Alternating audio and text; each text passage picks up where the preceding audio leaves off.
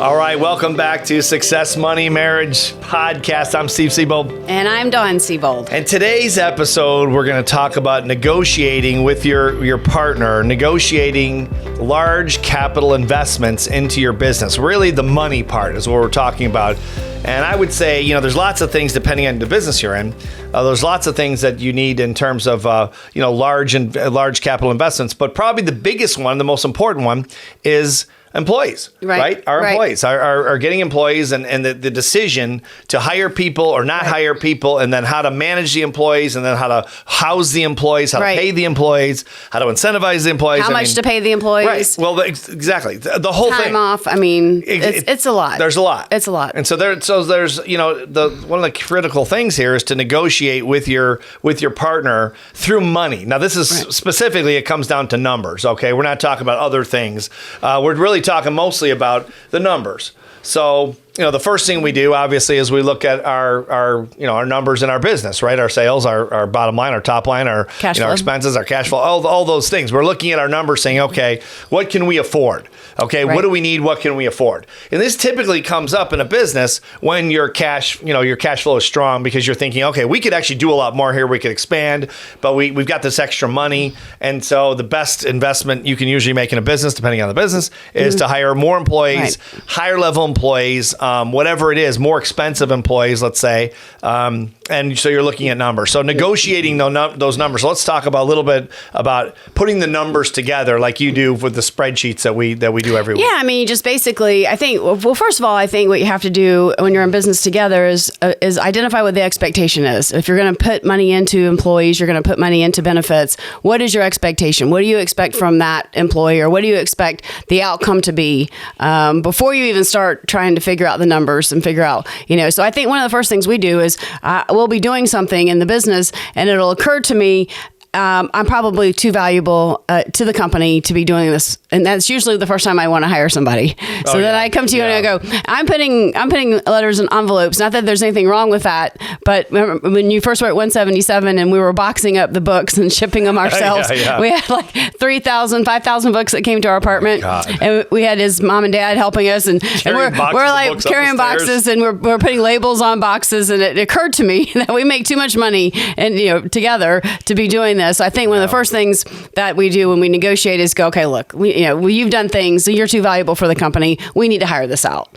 And then once we start to look at what we need to hire out, then we start investigating how much do we want to spend, what's our budget, what are our expectations from the employee, and move from there. But I think the first thing is when you identifying, okay, this is probably something I don't want to keep doing because I'm too valuable, and we can probably get someone for a little more than minimum wage to stuff envelopes and be probably very good at it and appreciate the job. Yeah, and I think it has something to do with risk tolerance, or your tolerance for risk as an employer or a business person. When you think? I do, and I think that goes in cycles. I think in the beginning, you and I were just by ourselves, and we thought that was great. Then we wanted to grow in our 30s, and we built a bigger business. And then in our 40s,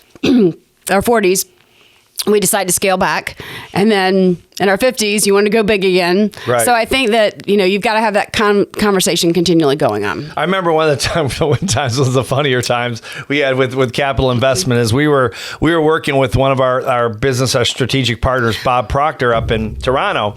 And he was kind of guiding us and mentoring us in our business. And this is probably 1999 or maybe 2000 or something like that, a long time ago. And I remember our cash flow was extremely strong, more than we had ever seen in our lives. And it was just going well. And I was talking to Bob, and we had just come out with this program called the Tiger Program, the Jungle Tiger Program.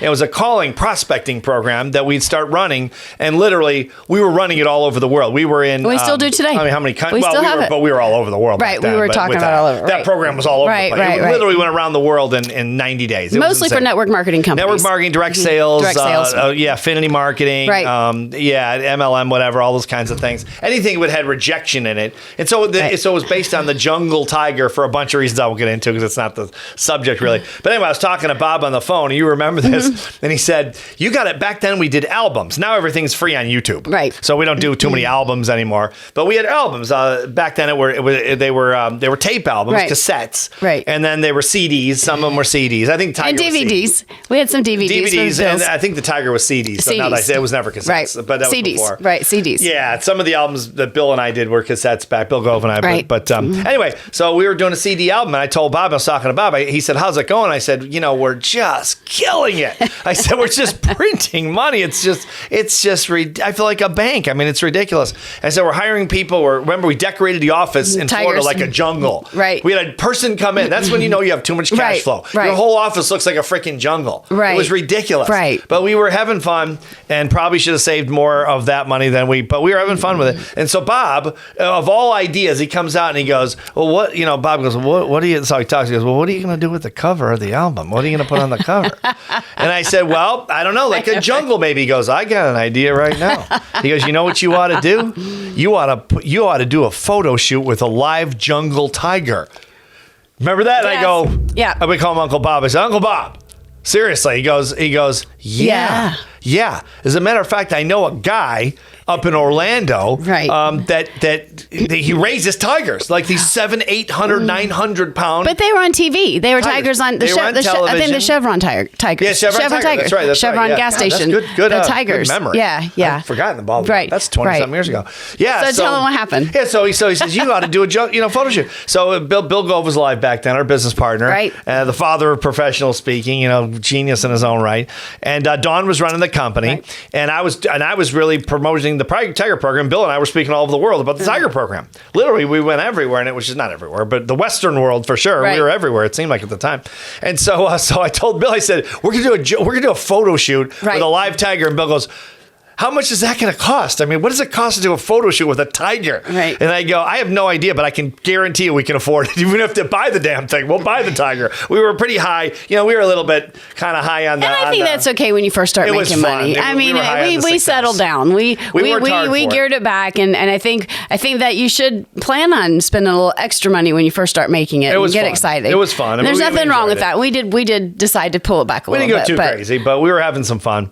And he said, you sure this is a good idea? He goes like, will it be in a cage? And I said, no. I called the guy, and they put it on a chain, but then it's the scariest thing I've ever done. They hide the chain, so you won't really see the chain. If you see the chain, it won't be much. And he goes, well, okay, so when do we do? So remember, we set it up. Yeah. And so I called the tiger guy, the photo shoot guy, the photographer. Right. And he says, yeah, he goes, bring 3 sets of clothes. All of 3 of you bring 3 sets of clothes, and then we'll shoot 3 covers, and then with the tiger, and then we'll just do a wardrobe change in between, and then you can decide which one you want to put on the album cover. Because this album was going to literally go over the world, which it eventually did. Right. Very, very quickly. Because we had clients. And 97 companies were involved, like within 90 days. It was stupid successful. So anyway, we get up there. And this is crazy. And we get up there, and the guy says, yeah, come right over here with the tiger's waiting for. I forget his name. There's a name. I can't remember his name. Oh my gosh, y'all. It was so scary. I mean, huge. he was sitting down, and he was taller than me. He was almost taller than us sitting down. I mean, it was like a dog sits down their butt, and it just, and the head was, this tiger's head was this big. It was just, and they were feeding him meat the whole time. Remember, just big raw meat, and he was gobbling it down. And you're thinking that could be my arm. Yes, yes. Oh, that was awful. So we're looking at it, and Bill. I remember Bill goes, "Is he pretty tame?" And 2 little guys holding them. Yeah, these trainers were not that big. Maybe like maybe 175 pounds each. These 2 kids. It was really. Well, there was no way if the tiger. He said it was an 800-pound tiger. We're dead. He said if the thing lunges, he said there's no way we'll grab him. Right. But he said, but there's no way to hold back a lunge with an 800-pound animal. And then he said, don't look at him in the face. Well, that was another thing. Gosh. So he says, we get closer, and the guy goes, no, he's the Chevron Tiger. Chevron. He used to be on TV. He used to be on television. Having his pictures made. He's very calm. Very calm. His mouth was so big, I'm thinking just one lunge. But they had him on a chain, and he was very calm and everything. And we were around him. And we said, can we pet him? They said, do not pet the tiger. No, don't touch the tiger. And don't look at him. Don't look him in the eyes. And if he stares at you, do not look, just look the other way, look down. And I'm thinking, I know. Geez, what if I, do the wrong thing? I move my arm, so he's to kill us all. As soon as he told me not to look in his eyes, the first thing I wanted to do was look at his eyes. Of course. And he was so big. And they had him across the 15 feet from us. And Bill's like, you sure this is safe, Seabold? You sure? Like, we're not going to die? Bill is 85 years old. He goes, I can just see the headlines now. Bill Goh, father professional speaking, dies by death by tiger. Eaten by a tiger overnight in Orlando. And I said, no, it's fine. It's not going to be a problem. So we got our clothes on. We no big deal. This is a professional tiger. He's not he's not an amateur. He's a pro. He does this for he makes money being a tiger. Right. He's a paid tiger. He's a paid tiger. So he's going to be professional. He's a professional. He's a professional. He's not going to kill anybody or anything like that. So we thought, okay, just let's, relax and just get this thing done. So it was outside, of course, and so they put up those wardrobe racks like they do at photo shoots, and we hung all our clothes up, and they said, okay, get your first ones on. So we all got our first sets of clothes on of 3, and so we're standing there, and they go, okay, guys, so Dawn, I think you were in the middle. I was in the middle. And Bill was on one side, and I was on the other side of Dawn standing, and then they bring the tiger over to you, and he was supposed to sit in front. And they said, now when he comes over, do not make any quick moves. Again, don't look at him. He's just going to sit down in front of you guys, and then we'll hold him. There was a chain on one side, a chain on the other, 2 guys out of sight of the camera. And then the photographer would start snapping the pictures. And they said, don't make any quick moves. Don't say anything. Just smile. Look at the camera. Do not look at the tiger. And if he moves and he looks at you in any way, do not look him squarely in the eyes, and everything will be fine. Don't worry about it. We're like, sweating. We're like, okay, can we just move on? Can we start taking pictures? Yeah. And then Bill's like, this is starting to scare me a little, Steve. And I go, okay, I'm a little. He goes, are you frightened? I'm like, okay, just a little bit, maybe a little bit, but it's not going to be a big deal.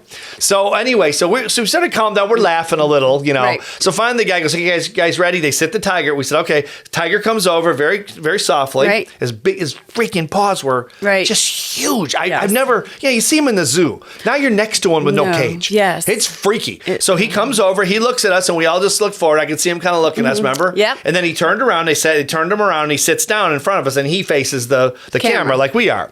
And so he sits down, and he sits right on my foot. And I mean, the tiger's 800 pounds. And I mean, it's not all 800 pounds, obviously, when he's sitting down. But I mean, it felt like 50 or 60 pounds on my foot instantly. And I said, he's on my foot. And he goes, do not move your foot. Do not move your foot. Don't make a move. He said, it's fine. He doesn't even feel your foot. Don't move your foot. And I'm like, okay, can we start taking, I'm not moving my foot. He goes, don't move your foot. And he goes, I said, can we start taking now? And Bill's like, let's just take the, Yeah. I won't say what he said, but he's like, can we just take the pictures and get the hell out of here? And I'm like, yeah. I said, so can you, do the picture? And he goes, yeah, everything's going to be fine. So he's about to start taking pictures. He snaps a few. And remember what happens? Yeah. The tiger turns around, his head around, and looks right at the 3 of us. It was like The Exorcist. It Y'all was. know the all the way around. He turns around and looks at us. And we're like, and he says, so don't look at the tiger in the eyes. Do not look at the tiger. So we're like, okay. We're not looking. We're like, here's please. us not looking. Yeah. Here's us not looking. And they said, just don't move. It's all fine. Right. Everything's gonna be fine. Just he's just looking at you, checking you out. And we're like, okay, is he okay?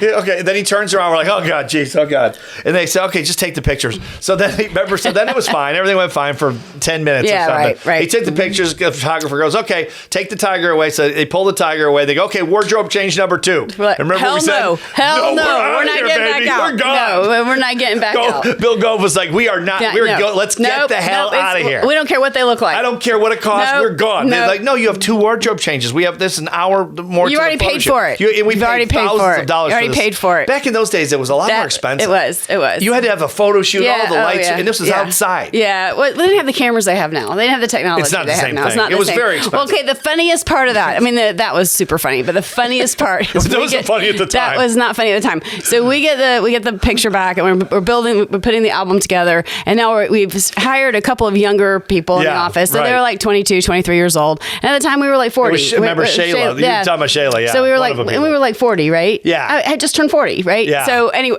it was before that. Anyway, so we had hired some. So we get the pictures back, and we're putting together the album. And one of the young girls walks. She's like 21. She's a graphic artist. She walks by and she's like, "That's really not a very good Photoshop picture." And we're like, what's Photoshop? What do you mean Photoshop? Photoshop. What is Photoshop? And she's like, yeah, you know how you insert pictures in pictures? And we're like, that's a bad Photoshop. Yeah, that's not a good Photoshop. That's not a good Photoshop. We're like, it's not Photoshop. We don't know what it is. She That's goes, what do you mean it's not a Photoshop? That's when it first came out. The tiger's a Photoshop. I go, no, that's a live She's like, tiger. you seriously didn't go sit in front of it. You know, you could have easily just gone to a green screen and put a tiger in the what's a green screen? What are you talking about? What's a Photoshop, green screen? What are these things you're talking about? We don't know nothing about. Yeah. We did it. I called Bob. I said, Bob. I said, He we said got it's a there. Photoshop. He goes, what's Photoshop? I go, well, apparently we didn't have to sit in front of we almost died. We didn't almost We die. told him to pick. Well, we told him that. He was laughing. He goes, "Oh my god!" No. I said, "Thanks, Uncle Bob." He goes, "I thought it was a pretty good idea."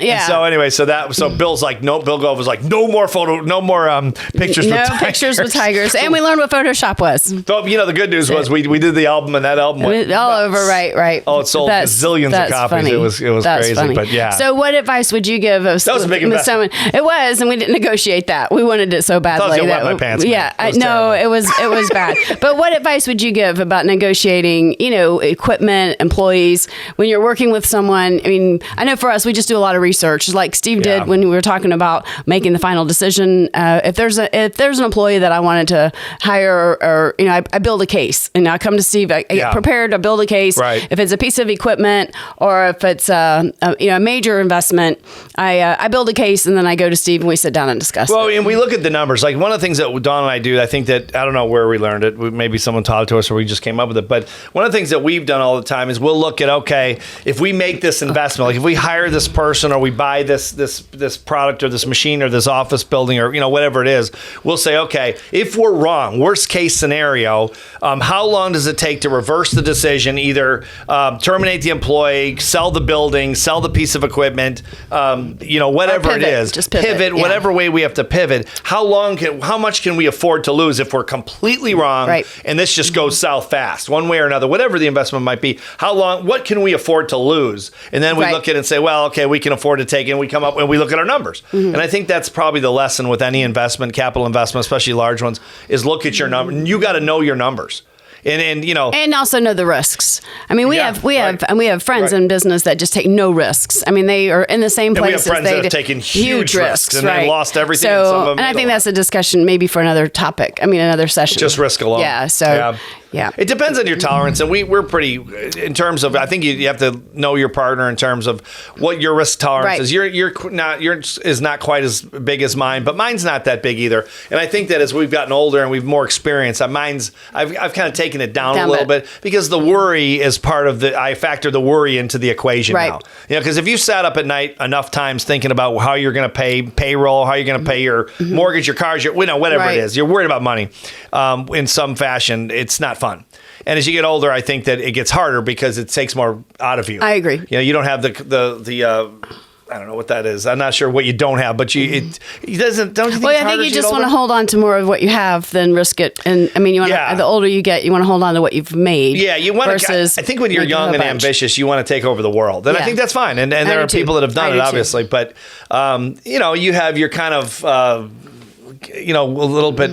I think you have a bigger tolerance for risk, I suppose. Absolutely. And then I think maybe, and it's just our experience, and maybe I've heard other people say. And we've had a lot more failures, so now we know. Like in the beginning, I mean, and when we first started making it, we could not lose. I mean, every single thing we did just turned. I mean, once we turned that first million, everything we did turned to gold. Well, in the beginning, we just literally couldn't miss. We failed a lot. Well, that's what I'm saying. And then we succeeded one after another. Just kept coming, and it got to the point where it was years and years, and we thought. It doesn't matter what we do. We can't miss. It's like we must have some kind of gift or something. I remember you get 6 or 7 home runs and you're thinking, I'm a genius. We kind of know. Well, I never figured we were geniuses, honestly. I mean, I never thought that. But you start thinking, we kind of got the formula down here. And then we took a tremendous loss and you go, oh, yeah, no, that turns out that's all BS. Yeah. Then you start pulling back. Right. But a little bit. But I think, it's all, I don't know what the answer is to that. I guess it's individual to everyone. But mostly to the couple, to your partner and you, that you decide this is the risk we'll take. And that's what we do. We look at the numbers. I mean, basically, if you look at our process and we say, okay, if we're completely, we don't look at the upside. It's always the downside. We look at the upside, but we don't focus on the upside. We focus on the downside and say, if we're totally wrong, if we're just completely wrong about this investment, how much can we afford to just lose? Almost like going to Vegas and saying, how much can I afford to lose? Because odds are I'm in Vegas and I'm not a professional gambler. I'm going to get my ass kicked. I mean, I'm going to lose. So I might enjoy doing it. I don't personally enjoy enjoy Vegas, but I mean, so a lot of people do. Right. And you like it better than I do. But how much can I afford to lose? And if I lose it, then I go, well, that's just the cost of having some fun, whatever that is. Right. But we say, okay, well, here's what we can afford to lose if we're totally wrong. And we're usually not totally wrong, or we're usually not totally right. We're somewhere in between. But I think if you say, well, we can lose this much, and if you can't afford to lose it, like going to Vegas, don't go. Don't invest. Don't do it. Because you're taking too much of a chance. The business has to survive. That's your bread and butter. Well, otherwise you're out. You're done. Right. So that's always got to be there. Right. What you say? Yeah, absolutely. I think just to make sure that you're looking at the numbers, and we do it weekly. I sit down, we go over the numbers, we see where our investments are, see how things are going, and don't lose sight of that, because it's very easy. It's very easy to when things are going bad. You get to live by the numbers. It's like, especially like we've talked about in past episodes, like with COVID. Like I used to always really kind of enjoy the numbers. Doing the numbers every week. Now it sucks. It's like, it's like you're. That's because we had more. Like Dawn's like, we need to do the numbers, and I'm like, oh, okay. It's like you're being punished. No, it's like you're coming down with the chains. You're about to be beaten again. I think it's because we used to have more numbers. We used to have more numbers. Exactly. The numbers. It's easier when you have more numbers. It's a lot easier. Right. Because it's just a blast. But that business goes up and down, and that's just the way it is. No one could have seen COVID coming, obviously worldwide. So that is what it is. And some businesses have thrived. Right. But a lot of them haven't, and so it's tougher. But regardless, good, bad, or in between, you got to look at objective reality. And objective reality is what the numbers are. Right. That's it. Whether you get emotional about it or not.